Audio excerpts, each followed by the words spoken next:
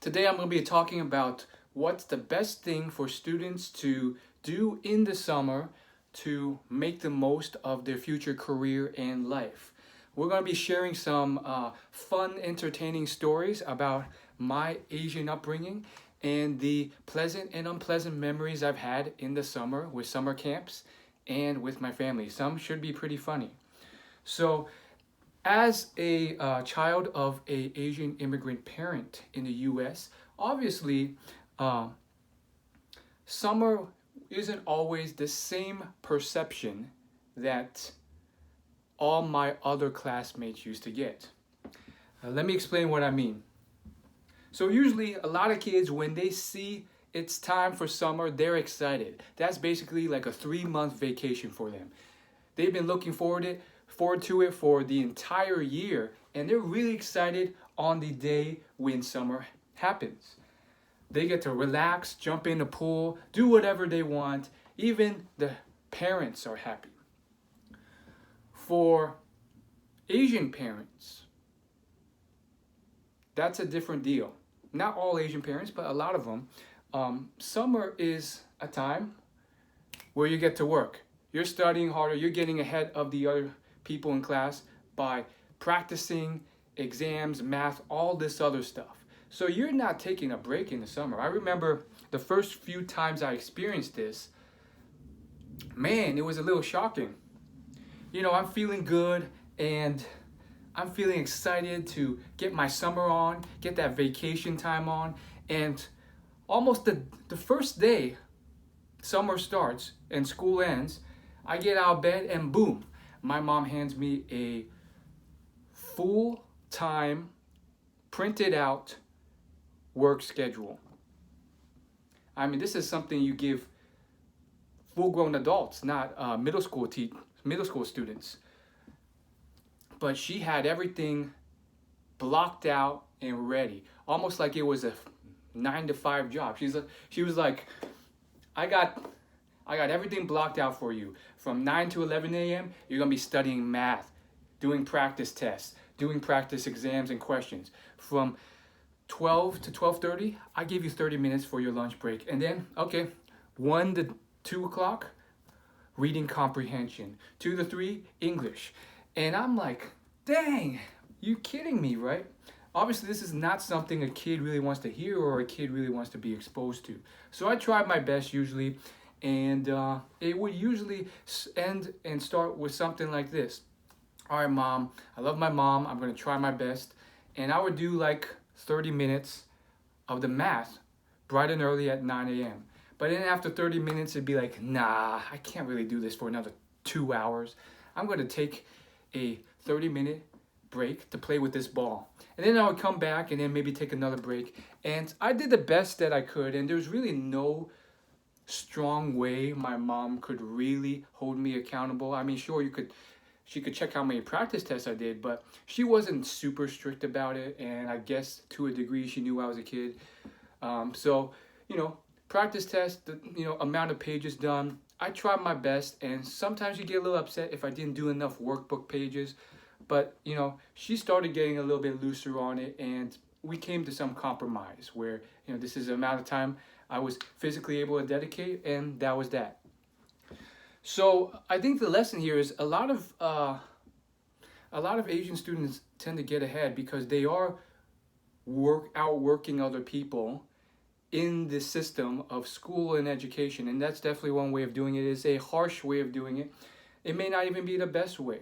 I guess the one silver lining is that it sometimes does work. There's a reason why a lot of these students do so well in school, and if anything, it gives them a lower baseline so that anything you get on top of that becomes a pleasant surprise rather than something that is felt like you're owed or entitled to.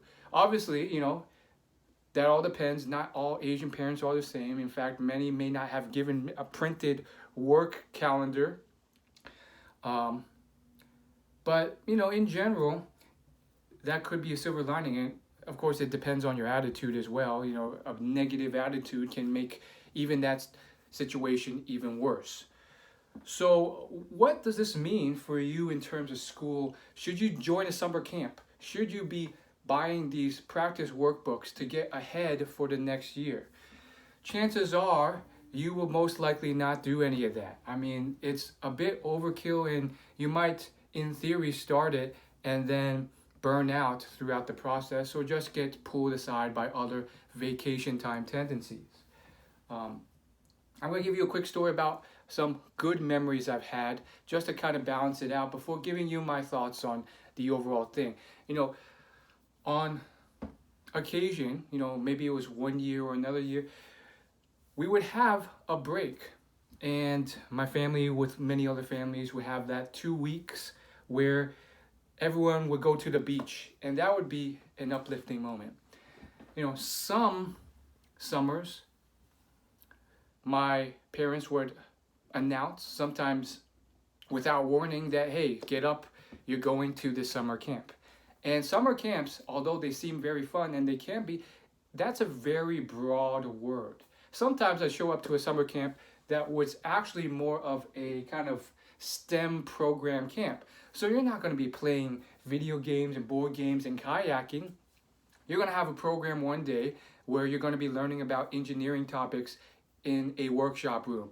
And then another day where you're going to be learning what a master chef does, or something like that. Or maybe the whole program is just one specific thing, not STEM and different areas of STEM with projects you have to complete and assignments, but just one program on a specific, occupation or area like physics. So I've definitely had those classes, and I remember going to one, and there's a classmate I had, and he was an Asian, and we got along to an extent. We were friendly acquaintances, and in that moment, we both were able to kind of relate, and our relatability bonded us a little bit in that time because he had the same experience. His parents felt this would be great for him, and they announced it without warning. I mean, parents, come on, at least give them like a 2-week warning so they're prepared mentally for it. Don't announce it the day of and then just send them off to these camps. So we were kind of like, man, we got to put in work. This is just like school. But, sometimes looking back, some of that is useful. I did get a lot of exposure to different types of work in engineering. My favorite day was the day with the chef because we got to cook a strawberry shortcake together.